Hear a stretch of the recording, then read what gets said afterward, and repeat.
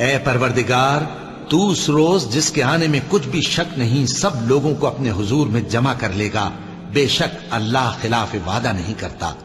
جو لوگ کافر ہوئے اس دن نہ تو ان کا مال ہی اللہ کے عذاب سے ان کو بچا سکے گا اور نہ ان کی اولاد ہی کچھ کام آئے گی، اور یہ لوگ آتش جہنم کا ایندھن ہوں گے۔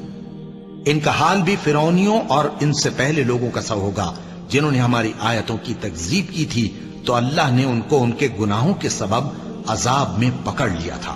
اور اللہ سخت عذاب کرنے والا ہے۔ اے پیغمبر، کافروں سے کہہ دو کہ تم دنیا میں بھی عنقریب مغلوب ہو جاؤ گے اور آخرت میں جہنم کی طرف اکٹھا کیے جاؤ گے، اور وہ بری جگہ ہے۔ تمہارے لیے دو گروہوں میں جو جنگ بدر کے دن آپس میں بھڑ گئے قدرت الہی کی عظیم الشان نشانی تھی۔ ایک گروہ مسلمانوں کا تھا، وہ اللہ کی راہ میں لڑ رہا تھا،